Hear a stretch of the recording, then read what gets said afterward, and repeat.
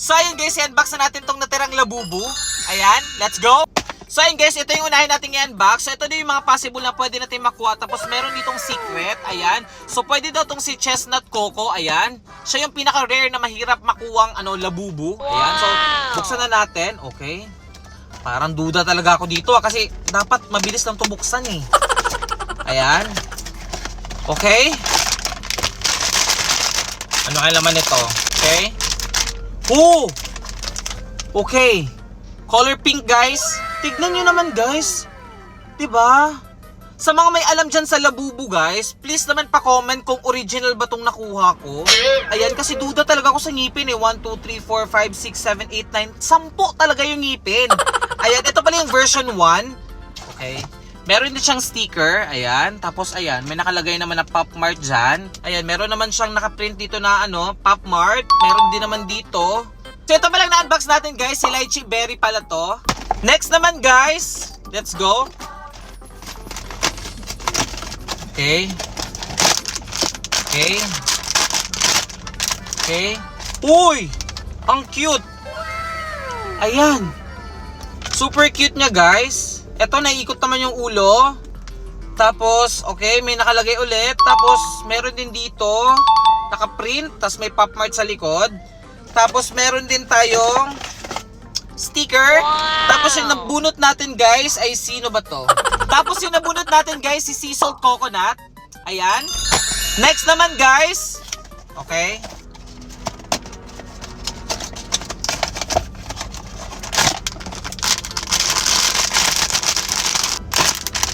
Okay. Uy! Ito ba yung rare? Wow! Ayan, parang hindi. Ayan. Okay, naikot naman. Okay. Ikot naman. Tsaka ang ganda ng mata niya, guys. Ayan. Okay, tapos meron din siyang sticker. Ayan. Wow. Sobrang cute niya guys. Oo, hindi ko alam. Tignan mo, sobrang cute niya. Ito palang nabunot natin, si Toffee pala to. Next naman guys. Okay.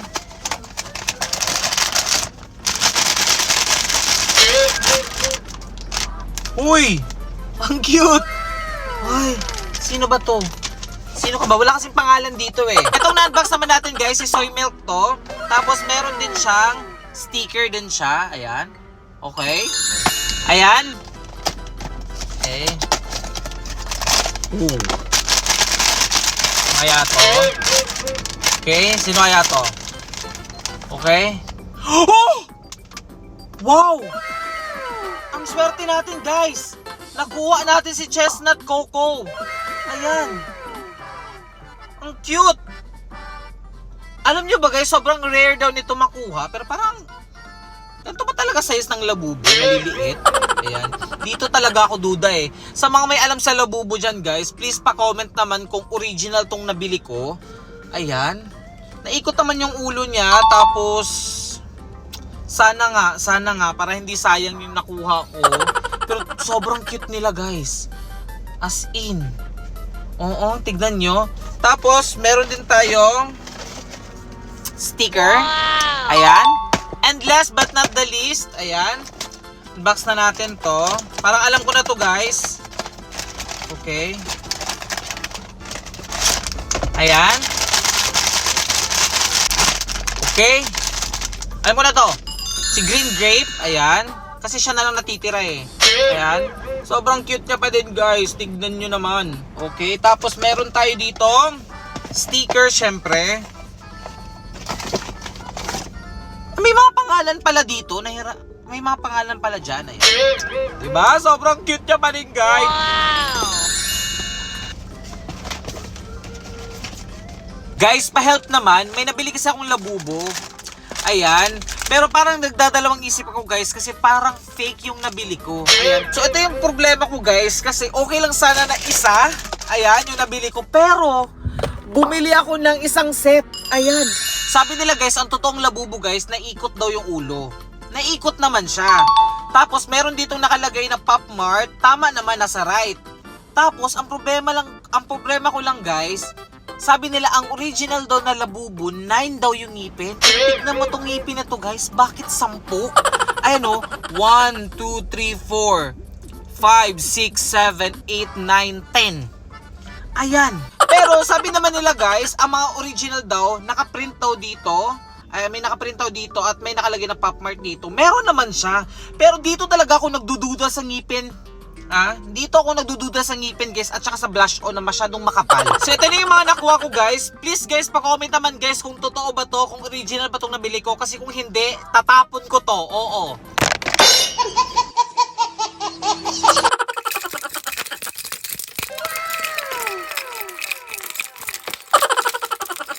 Itatry natin itong mga weird na candies na nabili ko. Let's go! So, unahin natin tong Spring Milk Rabbit. Ayan. So, tignan nyo, guys. Weird siya, guys. So, hindi na siya basta-basta candy, guys. Kasi pwede mo din siyang gawing, sing-sing. Ayan. So, ganito daw ang tamang pagkain niya, guys. Tanggalin mo siya dito, and then gaganunin mo siya. I'm a rock star. So, diba? May laruan ka na, may lollipop ka pa. Oh, ayan. Pwede siya sobrang matamis. At meron pa akong nalaman nito, guys. Kapag binuksan mo pala to, ayan, meron din siyang candy sa loob. So, ililipat mo siya dito, guys. Ayan. Tapos, ibabalik mo siya dito. Tapos, isasawsaw mo siya dito. O, diba? May nakukuha ka.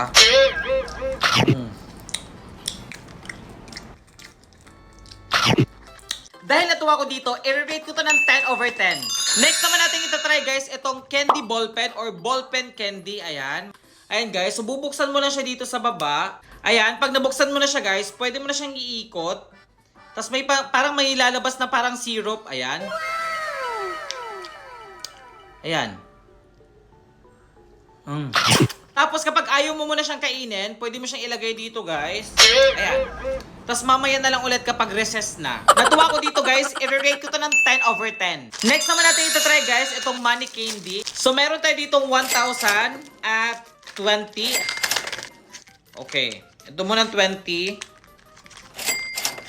Ayan. Let's go. Masyado siyang matamis, guys. Na parang powdery. I-rate ko to ng 9 over 10. Next naman, guys, itong toothbrush candy. Ayan. Madami siyang naman in fairness. So, buksan na natin.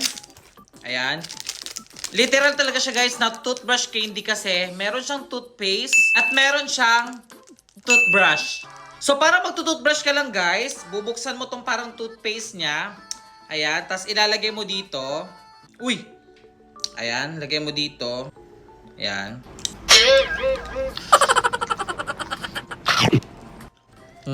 May pagka-sour to, guys. At ito naman yung candy niya. Matamis siya. Perfect combination siya. Dahil naaliw ako, i-rate ko to ng 10 over 10. Next naman, guys, try natin tong gummy donuts. Dami niyang laman, in fairness. Nakakatuwa. Yan, pag binuksan mo siya, ay wow! Guys, mukha nga siyang donut. Ang galing. Masyado siyang matigas. Pero parang hindi siya gummy, guys. Parang siyang parang siyang bubble gum. I-rate ko to ng 8 over 10. Next naman, guys, itong candy hand. Ayan.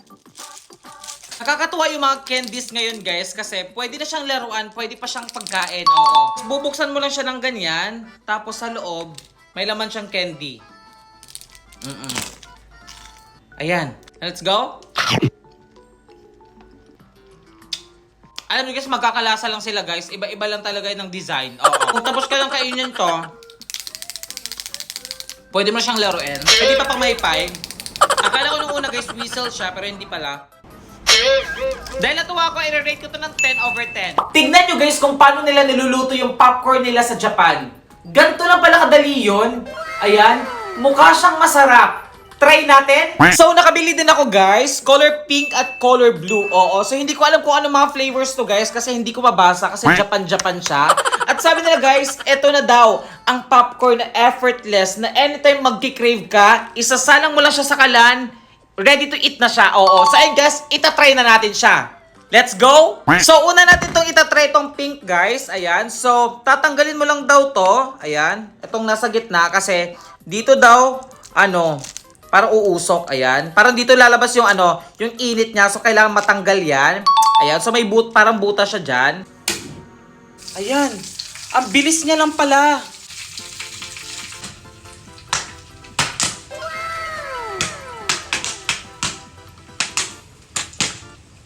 Pag may mga naririnig pa kayo guys, kagaya nito, ibig sabihin hindi pa siya tapos kasi meron pa yan. Ayan, so hintayin mong wala na siyang tunog. Ayan, parang eto. Ito na nga yun. So ayan na siya guys, luto na siya. So buksan na natin siya. Ayan. Wow. Okay guys, tip guys, kapag gagawa kayo nito, hinaan nyo lang yung apoy para hindi siya masunog. Pero tignan nyo yung nagawa natin guys. Ayan. Tapos sobrang bango as in. Tignan nyo guys, nausok pa yan. So, taste test. Masarap to kapag may cheese powder. Nakukulangan lang ako sa guys, sa alat. Kaya lagyan natin ng konting asin. Ayan, pero okay naman siya. Masarap naman siya.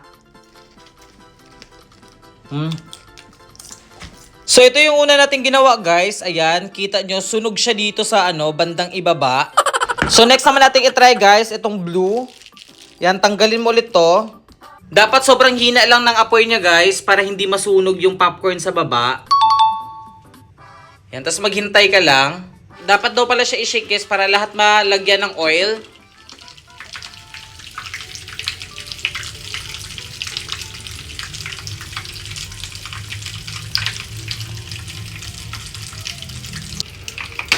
So ginawa natin guys, ito yung perfect. Ayan, hindi siya nasunog guys at naluto talaga lahat. So kailangan mo siyang mabuksan agad. Masyadong matapang lang yung amoy guys, pero tignan nyo naman guys, perfect to guys, walang sunog. At grabe, naiiyak ako sa sa usok. So popcorn kayo dyan, mainit-init pa.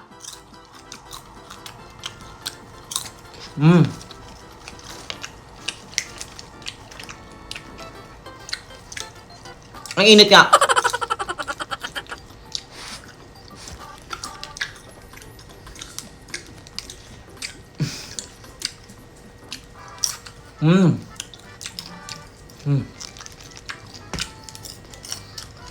Masarap siya guys. Popcorn kayo dyan. Okay. Oh! Okay. Okay. Uy! Ang cute! Ayan. Okay. Uy! Uy! Ang cute! Okay, sino kaya to? Okay. Oh! And last but not the least, ayan. Okay. Ano mo na to? Si green grape, ayan.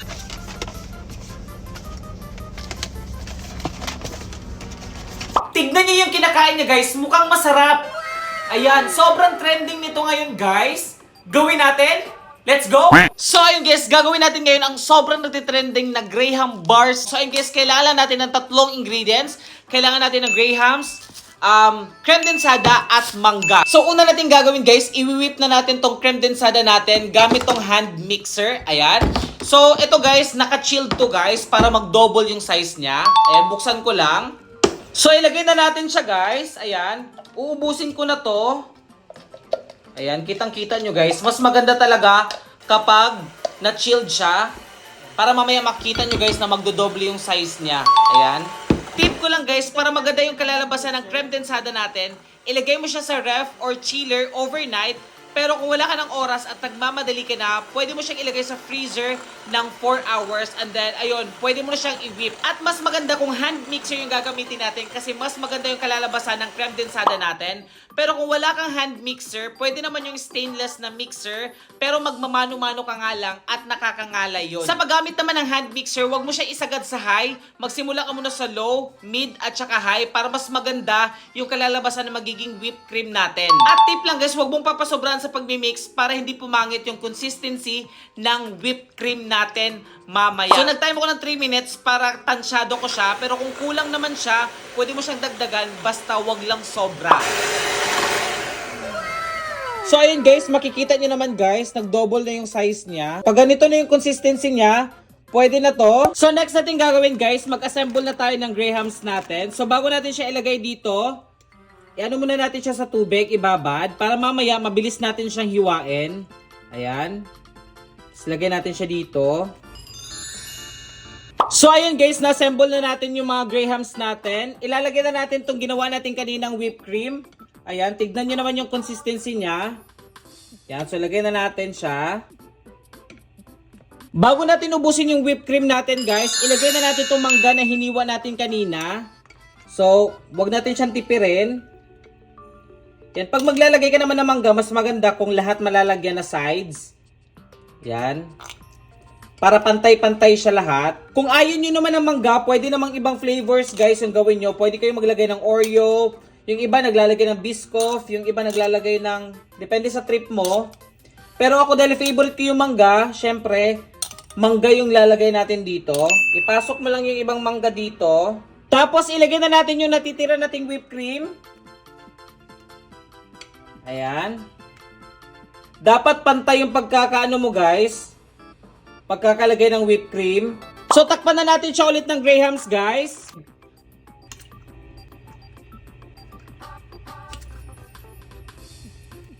So ilagay na natin siya sa freezer guys. So ayun guys, ready lang ating graham bar. Tutanggalin na natin siya dito sa Tupperware. Ayan. Hindi lang perfect ang pagkakahiwa pero pwede na to. Ang importante masarap to. So ayun guys, ibalot na natin siya sa foil. Kayo na bahala sa diskarte nyo kung saan yung ilalagay. Pero ako, mas prefer kong ilagay siya sa foil. Kasi kapag hindi siya naubos, pwede mo siya ilagay sa freezer. So after 24 hours guys, finally matatry na din natin tong trending na graham bars. Ayan, let's go. Cook. Diba? Mukha siyang masarap. Taste test, the moment of truth. Nakatikim ka na ba ng prutas na to? So, ang tawag nito sa amin, marang. Ito yung klase ng prutas, guys, na hindi ka mahirapang kainin kasi sobrang bilis niya ng balatan. So, ipapakita ko sa inyo. Ayan. So, malalaman mong hinog na siya kasi malambot na siya. So, ganito lang. Ayan. Diba? Oo. Ayan. Mas masarap to, guys, kapag nilagay mo siya sa sa ref para medyo lumamig siya. Pero pwede naman siyang kainin agad. Ayan, tignan nyo. Ayan. Mukha siyang durian guys, pero hindi siya durian. Marang siya. Ayan, sobrang bilis nilang balatan guys. Ayan. O, diba? So, ayan guys, pwede na siyang kainin agad.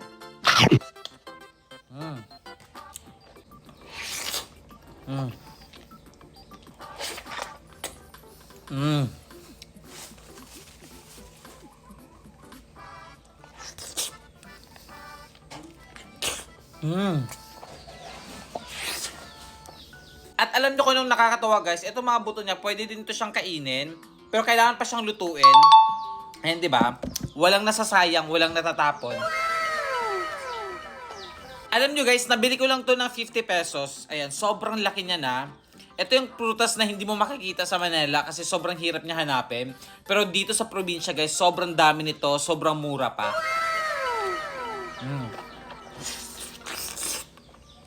Yung texture niya guys, para siyang guyabano.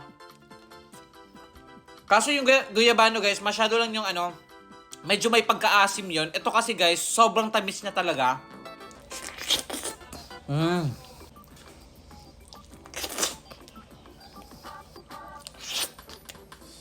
Ubos! Meron pa akong isa guys, so buksan din natin siya. Okay, mas hinog to. Ayan. Ito naman guys, nabili ko lang to ng 20 pesos. Ayan, ito yung gusto ko sa probinsya guys kasi sobrang mura ng mga prutas dito. Ah, diba? Mas matamis to.